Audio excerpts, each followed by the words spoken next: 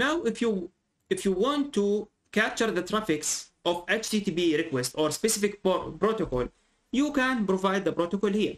So if I type HTTP, in my case, as you can see, HTTP, HTTP2, HTTP3, but in my case I will use HTTP, and you can see there are nothing here. So if I open my browser here, sorry, my terminal, and if I type curl HTTP as google.com, you can see it will not show anything because it is HTTPS. Now if I type curl HTTP, by the way, the curl, it is the C URL. So actually this is tool. If I type man curl, this is to transfer a URL. It is a tool to transfer data from or to a server. Okay, and this is used with specific protocols like FTPS, FTTP, FTP, I mean HTTP, HTTPS, whatever. Okay, cool.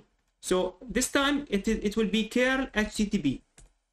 Okay, like that. Oh, cool. You can see that, yeah, the source, it is coming from my machine, which is this IP, and it is going to the destination, which is the public IP of Google.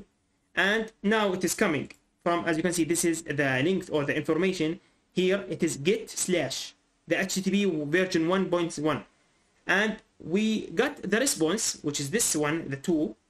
The response is the source. You can see that the source here coming from google.com and going to our destination, which is my IP address, and the protocol is HTTP as we put in the filter.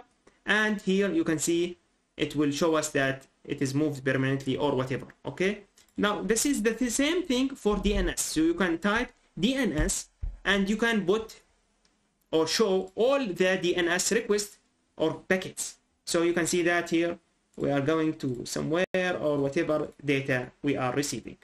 All right, the same thing for HTTPS, by the way, but you can see that HTTPS will not work because here it will work if we type SSL or TLS. Okay, TLS like that. Okay, so